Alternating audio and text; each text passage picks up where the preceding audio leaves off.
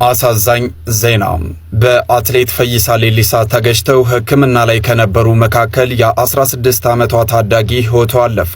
በቀነኒ ሞት ላይ እየቀለደ የነበረው አትሌት ፈይሳ ሌሊሳ በሰው በመኪና አደጋ ሰው ገጭቶ አንድ ሴት ሞታለች፣ አንዱ ደግሞ በጣም ተጎድቷል የሚባል ነገር አለ። ከሀገር ወጥቷል አሉ ፈይሳ። አዶኒ የሰሞኑ ፖስቶቹ ላይ በእንግሊዘኛ ብቻ የሚያወራው ጃኒ እንዳይገባት ነው ሲሉ የተለያዩ የመረጃ ምንጮች ሳልወድ በግድ ተሸንፍ ያለው በዚህ በካናዳ ጉዳይ ማለት ነው። እኔ እንግዲህ የምችለውን ሁሉ አድርጌ ነበረ፣ ግን እኔ እንዳሰብኩት አይደለም። ወደ ህግም ሄጃለሁ። በነገራችን ላይ በካናዳና በአሜሪካ ቪዛ በእኛ ያዙት ግድ የለም አትበሉ። ስለዚህ ትክክለኛውን ይሄንን ጉዞ የሚያሳልጠውን ሰው እናንተ ጋር ማገናኝበት ፕሮግራም እያዘጋጀን ነው ማለት እሱ ብቻ አይደለም ዕውቀትም ጭምር ነው። ዝም ብሎ በግብታዊነት ክፍለ ሀገር ሆነ ጎበዝ ዘንድሮ ቅሌታሙ በጣም በዝቷል። አንተ አልነበርክ እንደ መጀመሪያ ካናዳ በ15000 ብር መሄድ ይቻላል ሲባል አባካችሁ ምናምን ነገር እያልክ ስልካችሁ የምትጠቀሙት ሲም ካርድም እውነተኛ ወርቅ እንዳለው ምን ያህሎቻችሁ ታውቃላችሁ? ኢትዮ ቴሌኮም ለህዝብ አገልግሎት ሰጪ ድርጅት ወይስ የዋጋ ጭማሪ ፋብሪካ ነው? በሁለት ወር ጊዜ ውስጥ ብቻ 2 ጊዜ ጭማሪ። ዋጋችሁ እንደ አውሮፕላን ወደ ሰማይ ይወነጨፋል። የኔትወርካችሁ ፍጥነት ግን እንደ ኤሊ በሆዱ እየተሳበ ነው ያለው። ነው አፍሪካ ህብረት ስብሰባ ላይ በጌታ በኢየሱስ የመድረክ ስሜ ሙሌ ሙራጃ አሃቭ እንደከሰል የጥበብ ማንደጃ ትውልድ እድገቴ ነው ሽሮ ሜዳ። Guess who's back again.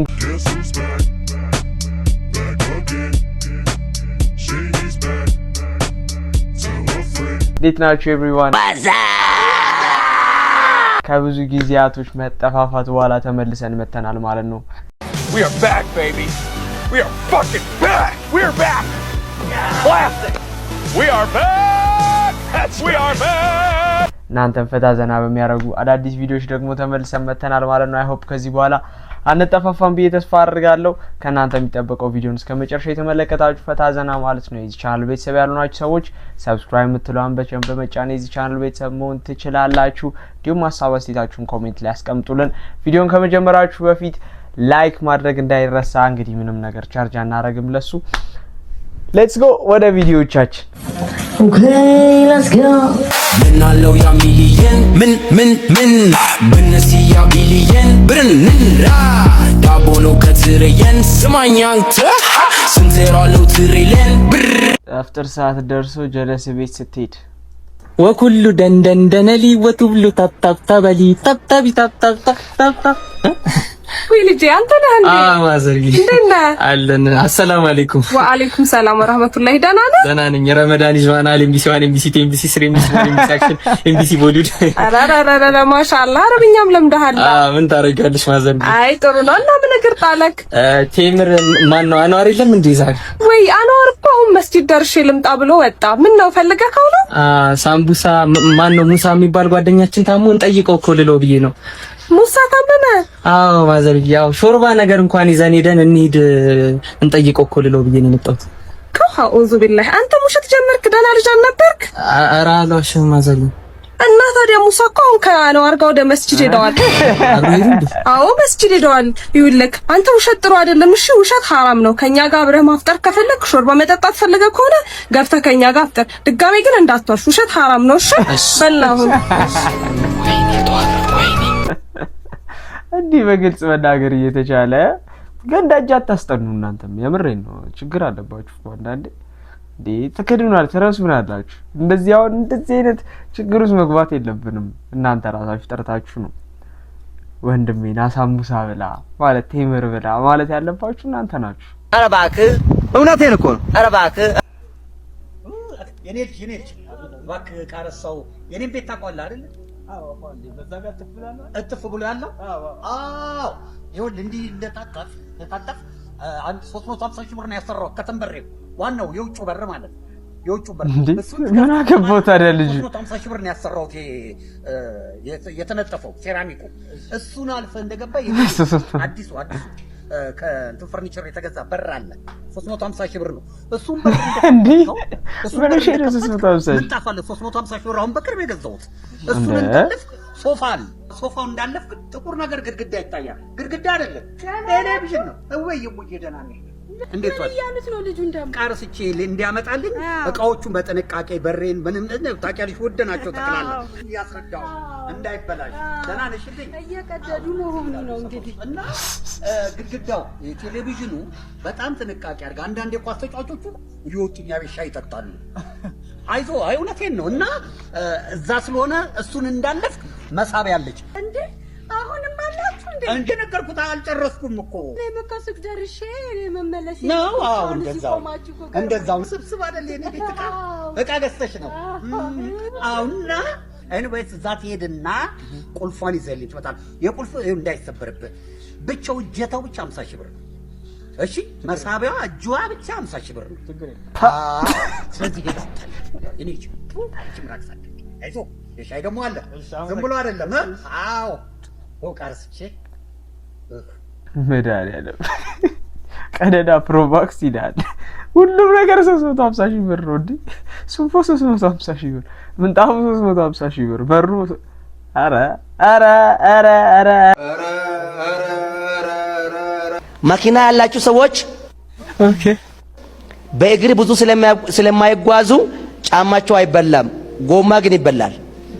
እስቲ ማርያም አንተ ማሰብ አለብህ።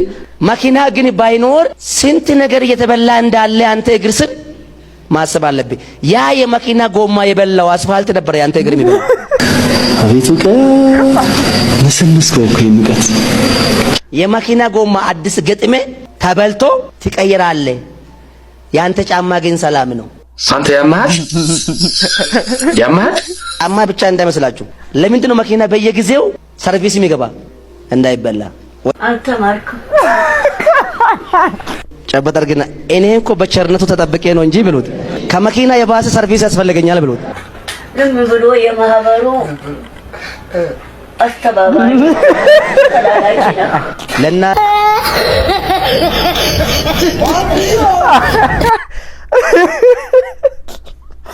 በስመ አብ ጂኒየስ፣ የእውነት ጂኒየስ በጣም ኧረ ምን ይባላል? ይሻው ምን ይባላል? ሙሽሪትና ሙሽራ በዚህ ዘፈን ምን እያደረጉ ነው? ግጥሙን ተመልከቱልኝ። በዚህ ዓለም ውስጥ ሌላ ሴት እፈልጋለሁ፣ ደስ አይልም። የማደርገው ስህተት መሆኑንም አውቃለሁ፣ ግን ምን አደርጋለሁ? ሌላ ሴቶች በአለጌ ነውራም በአለጌ አረ ነቃ እንበል። አረ ወገን ነቃ እንበል። እንዲ አንዋር አምዶኔ ሶ ሮንግ እያለ እኛ እንደንሳደድ ወስቱ ዘፈን ስፔሻሊ እሺ ውጪ ላይ ምናምን ክለብ ላይ ምናምን እኮ ኖርማል ነው፣ ግን ሰርግ ላይ ደግሞ ሙሽሪት አብራ ትደንሳለች። የተደገሰልሽ ነው። early 90s timeless generation, we are the vibe of a generation. Exactly.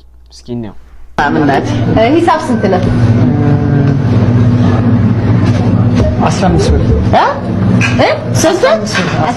15 የመጣሁበትን የመኪናው ጭምር ነው እንዴ?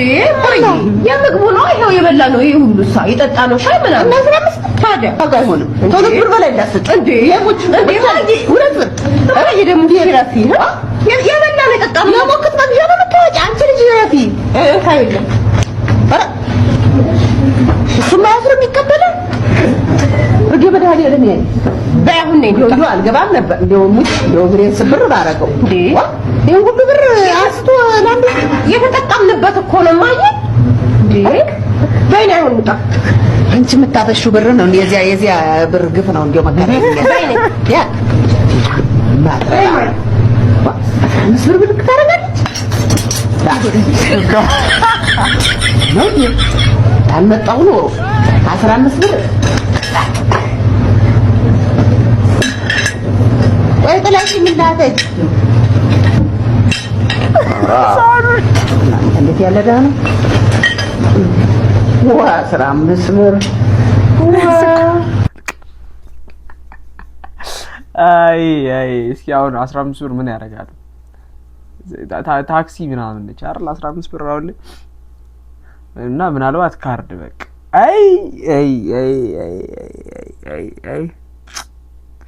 አይ እውነት እንትን ይላል፣ ያሳዝናል በጣም።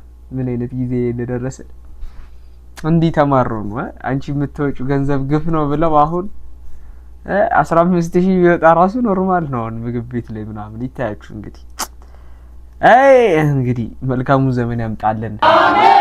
በዚህ ሰዓት የሰማሁትን አንድ አስገራሚና እጅግ በርካቶቻችሁ ልትጠብቁት የማትችሉት መረጃ ልንገራችሁ። በስልካችሁ የምትጠቀሙት ሲም ካርድም እውነተኛ ወርቅ እንዳለው ምን ያህሎቻችሁ ታውቃላችሁ? በሲም ካርዶች ውስጥ የሚገኘው የወርቅ ሚስጥር ታዲያ አሁን እነግራችኋለሁ። ታዲያ ይህንን ቪዲዮ ይህንን አስገራሚ መረጃ ለሌሎችም ሼር እያደረጋችሁ አዳርሱትም። ብዙዎች የሲም ካርድ ወርቃማ ቀለም ለጌጥ ወይም ደግሞ ለቀለም የተቀባ ቢመስላቸውም የቴክኖሎጂ ባለሙያዎች እንደሚሉት ከሆነ ታዲያ በካርዱ ላይ የሚታየው ስስ ሽፋን እውነተኛ የወርቅ ማዕድን መሆኑ ገልጸዋል። ሲም ካርዶች ወርቅን የሚጠቀሙት ለቴክኖሎጂያዊ ጠቀሜታዊ ሲሆን ወርቅ ከሌሎች ማዕድናት በተለየ መልኩ የማይዝግ በመሆኑ ስልካችን ውስጥ ለረጅም ጊዜ ቢቆይም ከአየርና ከእርጥበት ጋር ተገናኝቶ ሳይበላሽ አስተማማኝ ግንኙነት እንዲፈጥርም እንደሚረዳም ገልጸዋል። ምንም እንኳን በካርዶቹ ላይ የሚገኘው ወርቅ እውነተኛ ቢሆንም መጠኑ ግን እጅግ በጣም አነስተኛ መሆኑ ተገልጿል።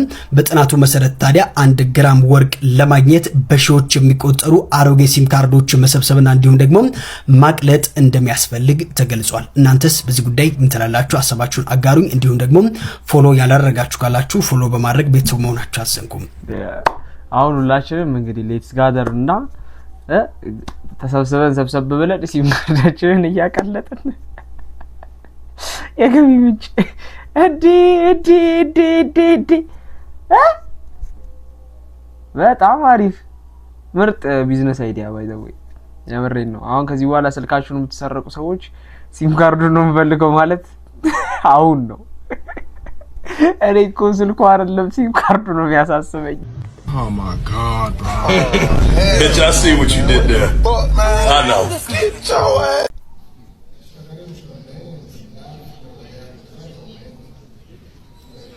ኪም የተጮተ ነው አፍሪካ ህብረት ስብሰባ ላይ በጌታ በኢየሱስ ስም። ኧረ በስመ አብ።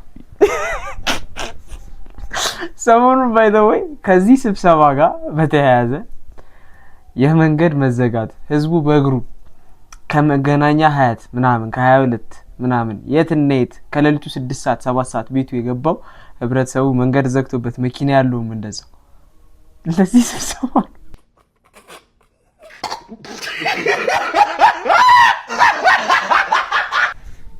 እነዚህን እግሮች እናያቸው። He is now exploding away, and Mo Farah can almost taste success. Is he going to be able to maintain it? He's going away. He's 4 meters clear. He's 5 meters clear. This is what he's been practicing all season, and this is what he's been waiting for. Jaylan's in pursuit. Mirza's in pursuit. The Ethiopians will not give in. Jaylan is still there. He's not able to narrow the gap yet, but now is he coming back a little bit at Mo Farah with 200 meters to go. It's Farah against Jaylan. Is Farah going to be able to do it? Jaylan is so strong, and he's around 150 meters to go, and Mo Farah's got to dig deep. He's gritting his teeth, and he's struggling. He's starting to roll, but has he got the sheer determination and the speed to hold off this challenge? Is it going to be gold for Farah? And at the line, no! Just denied, and he has to settle for silver. It's a silver medal for Mo Farah. Ibrahim Jaylan caught him on the last lap. A former world junior. እንግዲህ እነዚህ እግሮች ለሀገራቸው ክብር ይዘላሉ። ተራመድ ይሉታል። እግራቸውን ያዙታል። ይንቀሳቀሳል፣ ይሮጣል፣ ተስፋ ባለመቁረጥ ያሸንፋል።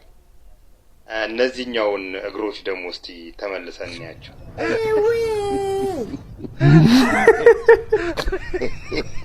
Allah! Allah!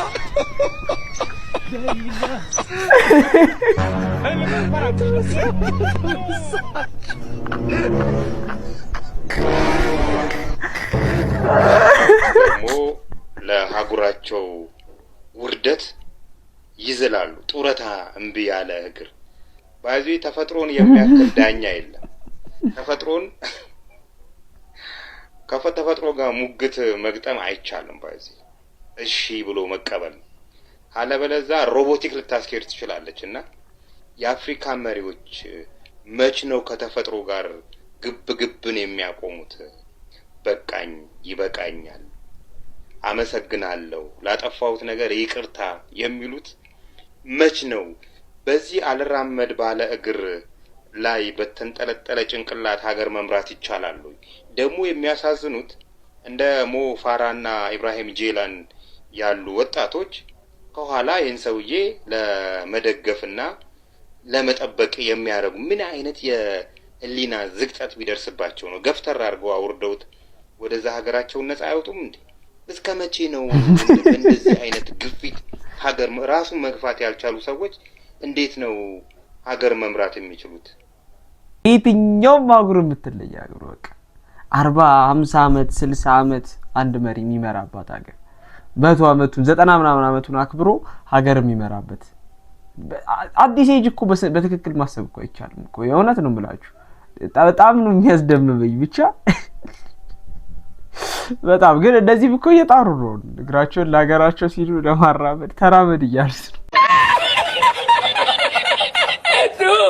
ኢትዮ ቴሌኮም ለህዝብ አገልግሎት ሰጪ ድርጅት ወይስ የዋጋ ጭማሪ ፋብሪካ ነው? በሁለት ወር ጊዜ ውስጥ ብቻ 2 ጊዜ ጭማሪ። ዋጋችሁ እንደ አውሮፕላን ወደ ሰማይ ይወነጨፋል። የኔትወርካችሁ ፍጥነት ግን እንደ ኤሊ በሆዱ እየተሳበ ነው ያለው። ብር ስንከፍል በብርሃን ፍጥነት ትቀበሉናላችሁ። ዳታ ስትሰጡን ግን ሎዲንግ እያላችሁ ትግስታችንን ትፈታተኑታላችሁ። ዋጋው በጨመረ ቁጥር ኔትወርኩ አብሮ የሚጨምር መስሎን ነበር። ለካስ እናንተ ጋር ጭማሪ የሚለው ቃል የሚሰራው ለብር ብቻ ነው። የሚገርመው ደግሞ በየሚዲያው ቢሊዮን አተረፍን የሚለው ንግግራችሁ ነው። እንኳን ደስ አላችሁ። ግን ይሄ ትርፍ የመጣው አገልግሎታችሁን አሻሽላችሁ ደንበኛ አትርፋችሁ ወይስ የደሃውን ኪስ አራቅቷችሁ? ህዝቡ በኔትወርክ መቆራረጥ እየመረረው እናንተ ግን በትርፍ ቁጥር ትደንሳላችሁ። አገልግሎት ሰጪ ማለት ደንበኛውን የሚያስደስት እንጂ ደንበኛው የጮኸ ሪፖርት የሚያሳምር አይደለም። እኛ የምንፈልገው የቢሊዮን ትርፍ ዜና ሳይሆን የከፈልንበትን ፍጥነት የማይቆራረጥ ኔትወርክ ነው። በብልሃት ነው።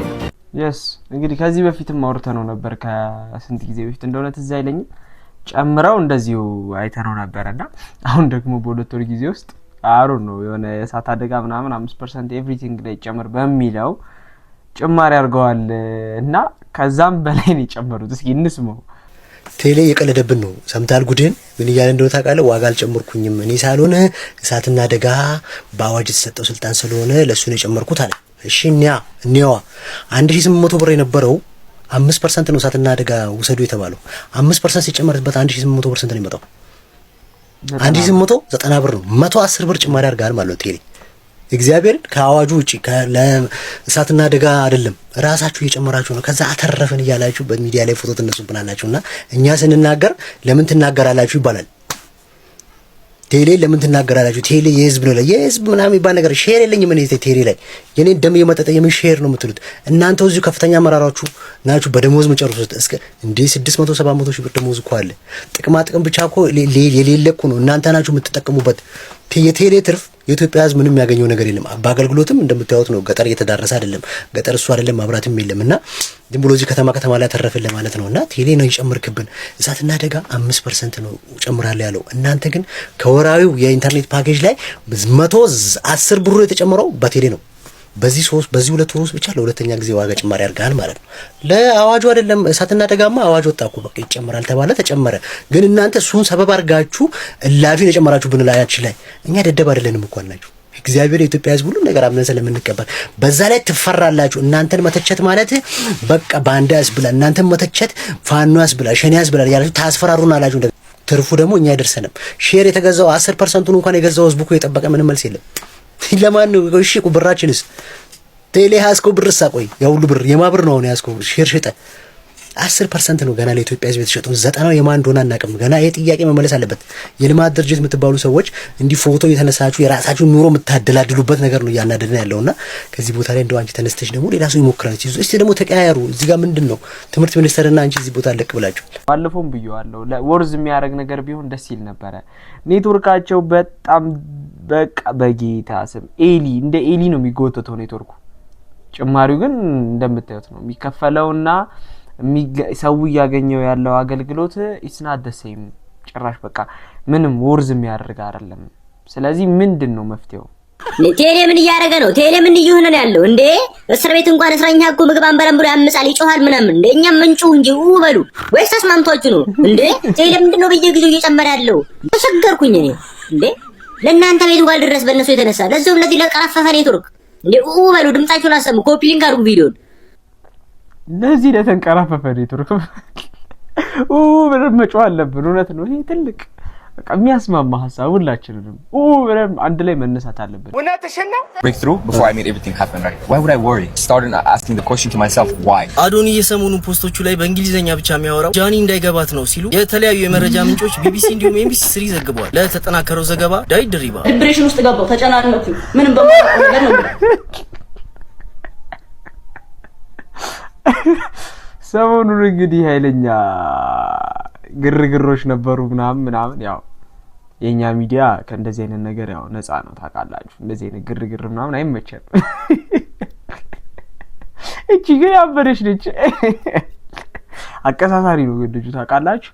ጆን ዳንኤል ዛድ የተሳሳተችውን የሰራውን ቪዲዮ አውጥቶ ምናምን ኧረ አንተ ክፉ ነህ ሜላት ክፉ ነሽ ሜላት ክፉ ነሽ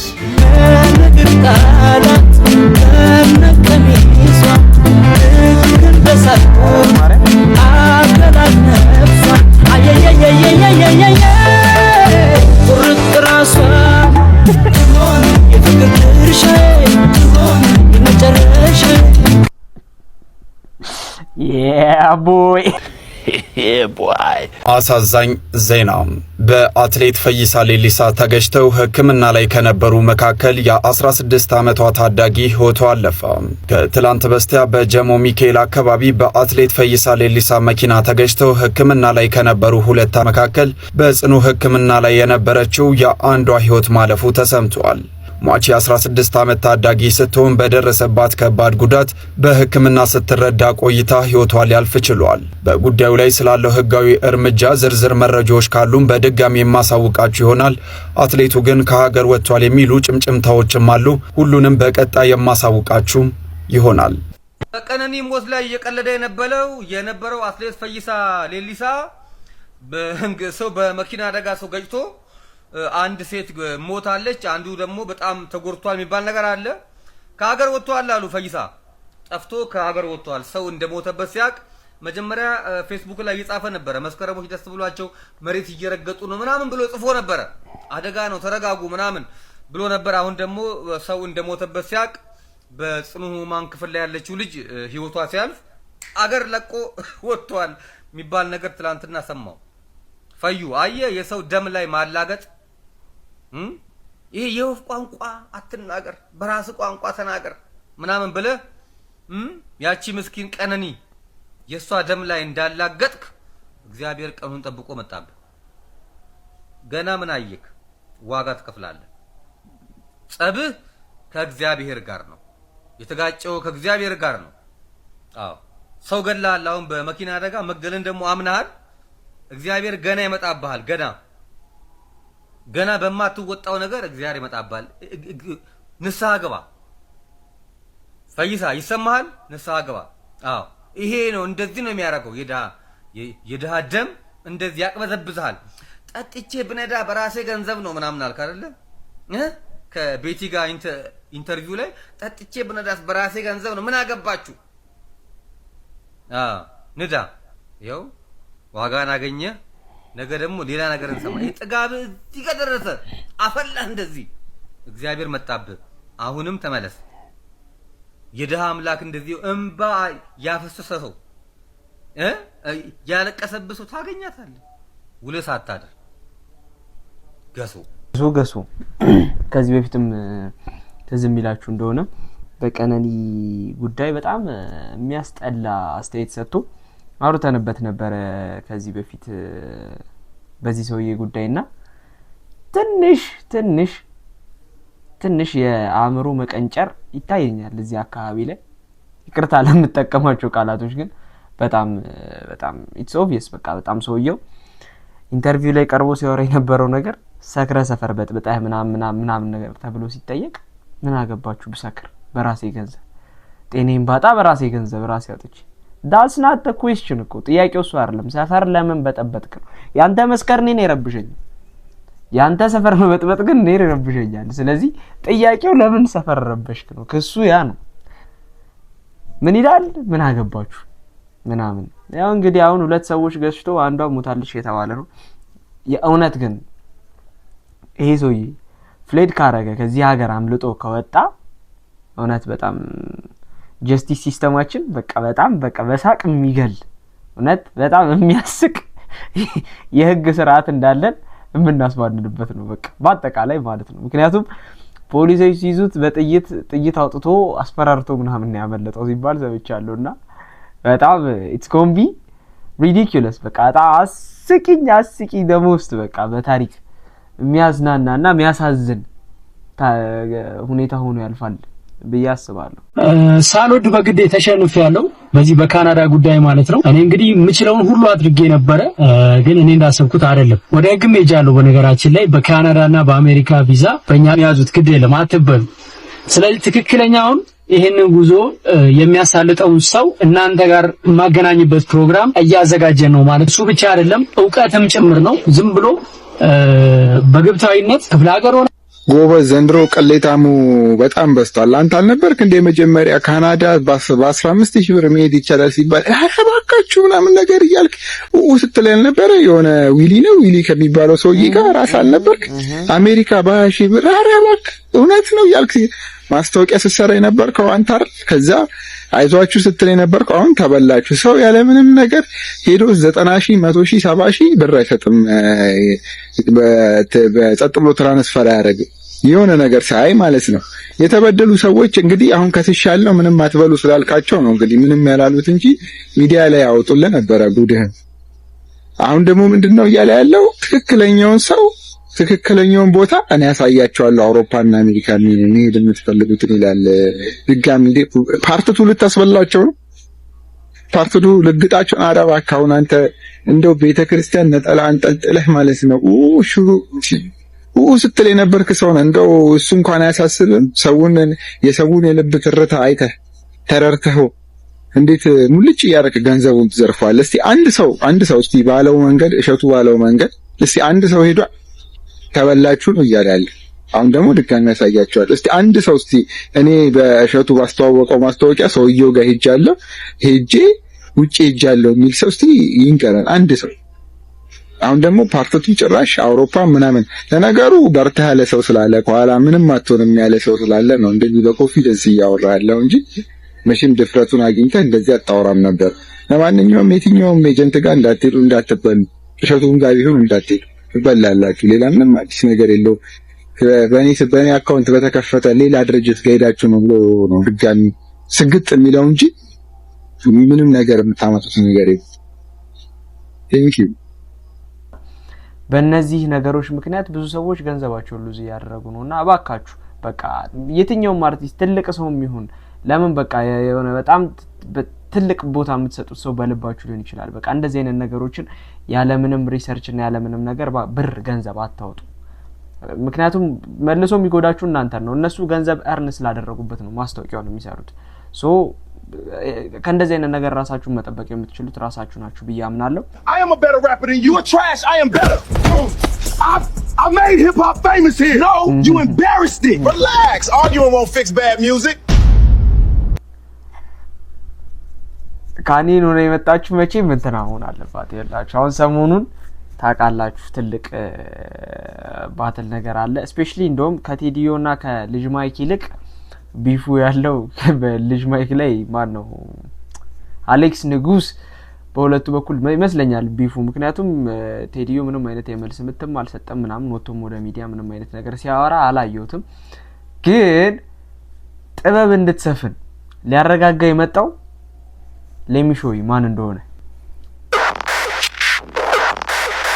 የመድረክ ስሜ ሙሌ ሙራጃ አሃቭ እንደከሰል የጥበብ ማንደጃ ትውልድ እድገቴ ነው ሽሮ ሜዳ ከሰው ዘር ሁሉ ወዲያው ለማዳ ኑሮን ለመርታት ነኝ ጣሪ ጋሪ በትምሮዬም ይዣለው ድግሪ ስላነሳሳኝ ስንቱ ቲክቶከር እኔም ከቻልኩኝ ለመሞካከር ላይኮች ኤንድ ቪው ይብዛልኝ ፎሎወር so everyone you do copy link share copy link share again copy link come on copy link share ሙሌ ሙራጃ የጥበብ ማንደጃ ይላል።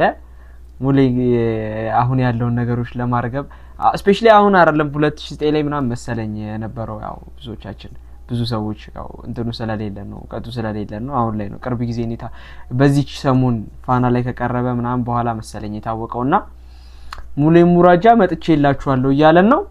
ይመቸው ሙሌ እየጠበቅን ነው። ሂፕ እያለች ነው ትንሽ ለመነሳት እየሞከረች ነው። ዲስትራኮቹ ምናምን እየመጣጡ ነው። አሌክስ ንጉስም ዲስትራክት ሰርቶ ነበር። አሁን ደግሞ እንጠብቃለን እስኪ ማን እንደሚቀጥል። ሌትስ ጎ ትላለህ። Take it easy, dog.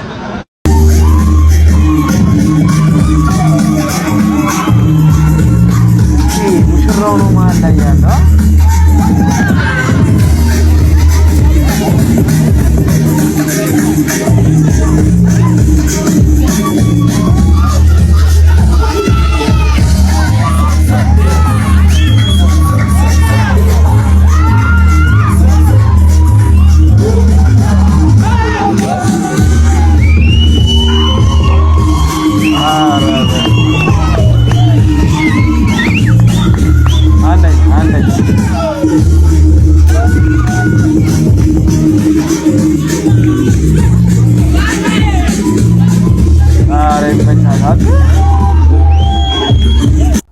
በቃ ሰርግ ከሆነ አይቀር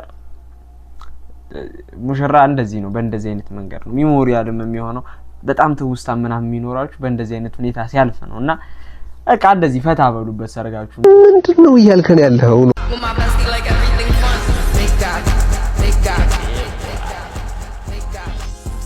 በስመ አብ ወወልድ ወመንፈስ ቅዱስ